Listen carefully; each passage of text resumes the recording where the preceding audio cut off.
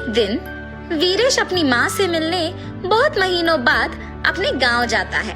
घर आके अपनी माँ के साथ समय बिताता है। हाँ, ये क्या थकान सा लग रहा है। क्या हुआ बेटा, थक गए? जाओ जाके थोड़ी देर आराम करो। ऐसे कह के वहाँ से चली जाती है। वापस आके देखने पर वीरेश का सेहत और बिगड़ जाता है। तब उसके माथे को छूने की कोशिश करती है। जब माँ, मुझे शक हो रहा है कि ये कोरोना है, आप मुझसे दूर रहिए, मुझे छूना मत और मेरे चीजों को भी। सर्दी और खांसी है, ऐसी समय में आपको मेरे पास नहीं रहना चाहिए क्योंकि आपको भी आने का मौका है। ऐसे कह के उसके बैग से मास्कों का पैकेट बाहर निकालता है। माँ, इस मास्क के पैकेट को ग्लव्स पहन के साफ करके ही खोलिए। उनमें से एक लेके पहनिए ताकि आप इस बीमारी से बच पाए। मेरे पास एक और मास्कों का पैकेट है, मैं उसे इस्तेमाल करूंगा ताकि मुझसे किसी और को ना आए। ये कह के वीरेश भी मास्क पहनता है।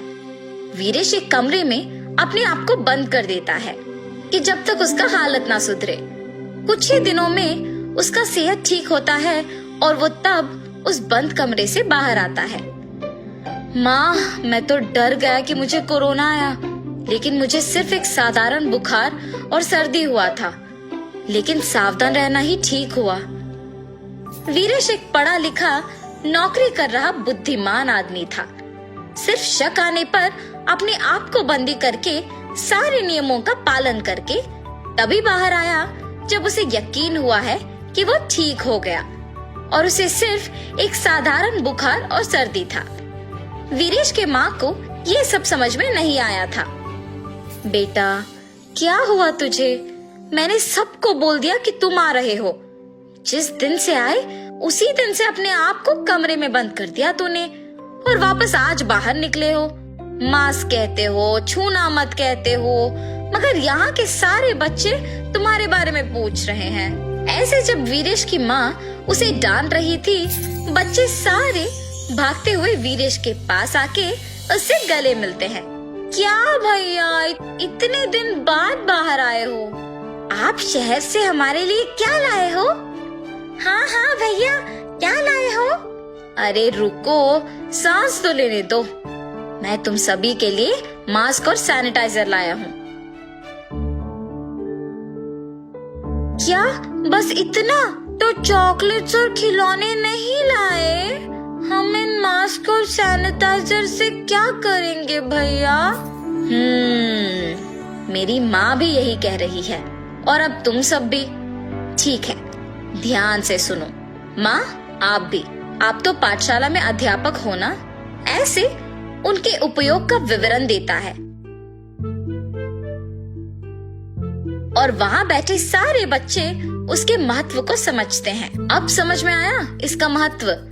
माँ, कल आपको आपके पाठशाला में मेरे सामने बैठे इन नटखट बच्चों के सहायता से सभी को ये बात समझाना होगा। मैंने सोचा कि आपको ये सब पहले से ही पता है, इसीलिए मैं आप सबके लिए मास्क और सैनिटाइजर लाया हूँ। लेकिन आपको तो ये भी नहीं पता कि उसे इस्तेमाल क्यों करते हैं। अच्छा हुआ कि कम से कम अब तो जान गए। मेरा बेटा बुद्धिमान है।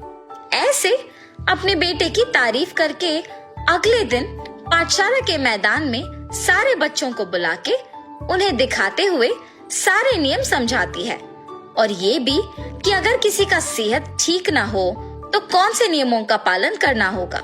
अगर किसी को खांसी है तो अपने कोहनी में खांसे और किसी कपड़े से अपना मुंह को ढक ले, तभी कीटाणुओं को किसी और तक पहुंचने से रोक सकेंगे। अगर खांसी, जुकाम या बुखार जैसे लक्षण है तो किसी के हाथों में हाथ ना देकर उन्हें नमस्कार करें। भीड़ित जगहों को ना जाएं और जब तक सेहत ठीक ना हो अपने आप को एक कमरे में बंद करें। मास्क पहने रखने पर अपने कीटाणुओं को किसी और तक पहुंचने से रोक पाएंगे और उन्हें बचा पाएंगे। हर रोज अपने मुंह को छूना, आंखों को छूना, नाक को छूना, ये सब करना कम कर देना होगा। जितनी बार हो सके उतनी बार अपने हाथों को पानी और साबुन से 30 सेकंड तक धोना होगा। अल्कोहल से बनाए हुए सैनिटाइजर का इस्तेमाल करें और हमेशा उसे अपने पास रखें और इन सारे नियमों का पालन कीजिए। अगर आपके अड़ोस पड़ोस को या अपने जान पहचान वालों का सेहत खराब है तो उन्हें भी नियमों का विवरण दीजिए और एक अच्छे नागरिक का जिम्मेदारी निभाइए। ऐसे वो सभी में एक जागरूकता पैदा करती है। वीरेश की माँ फैसला करती है कि निश्चित रूप से वो गांव में मौजूद सभी को, छोटे बड़े बच्चे और बूढ़े, सभी को इन नियमों के बारे में बताए। पाठशाला के बच्चों को जैसे उन्होंने बताया वैसे ही बाजार में जाकर सभी को बताती है। जब वो बता रही है उनके बगल में बाकी लोग उसे करके दिखा रहे थे। ऐसे मंदिर में, अस्पताल में, गांव में सभी को इसका विज्ञापन करती है। वीरेश और उसकी माँ के प्रयासों को देख उस गांव के मुखिया मास्कों और सैनिटाइजरों को ज्यादा मात्रा में मंगा के उन्हें हर घर को बांटते हैं। ऐसे उस गांव के लोग इस जानलेवा बीमारी को लड़ने के लिए तैयार रहते हैं।